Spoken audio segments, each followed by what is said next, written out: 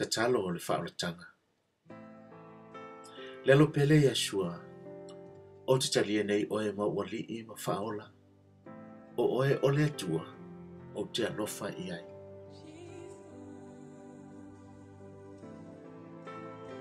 O te tali tonu wa e te tongi le tau mo wanga sala i kale Maria, na e maliu ma toi tu mai, i le oti le asitonu.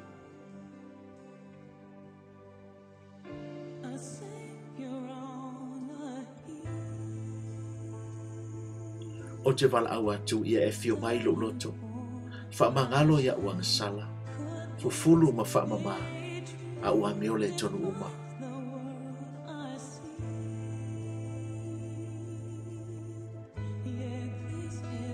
O te wha ato ese wa o wanga sala, ma o te liu ese, mai nā ngā sala. Whawhetai i lo wha ato muina, a ui lo wanganga pa ia, ma au maia ia te au, le nau nau e au auna ia sa uma o te olai. Ma ia e ole to tonu ia te au, Yahushua ina ia vi ia i oe. Whawhetai wa e fua i mai le nau nau ia te au, e whai tau lau a fionga, ma ia e fua i mai le poto, e malama la mai.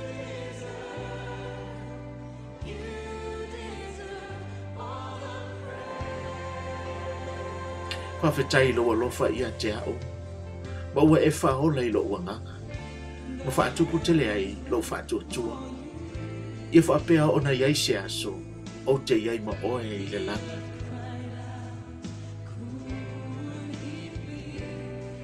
O lau tatalo, ia whaatumuina nei au i lo wanganga pa ia, ma tiliva nei au mai le anganga leanga, i lo SUAFA Yahushua.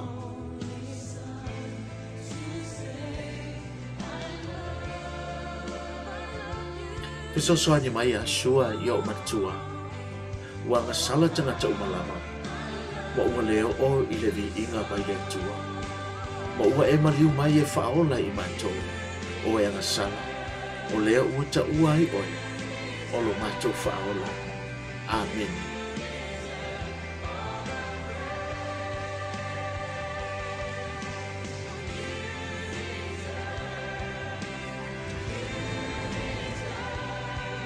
Whai tau le tatalo lea.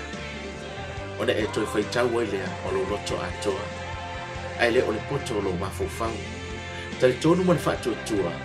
Ma ia e manatua o Yahushua e le o ia na o le atua lava. Ai o ia foi o le wopele. Na se tausi ia te oe.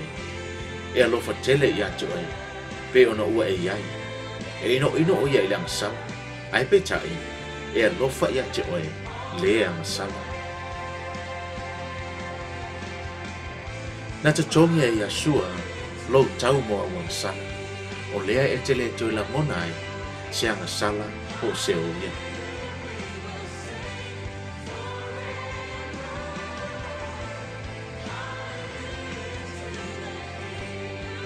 Tau tino o agasala ia Yahushua.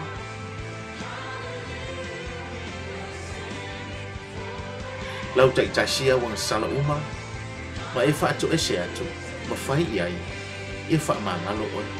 O a wanga sala uma o mawai, a toa ma wanga sala o lo e whai o le taimine.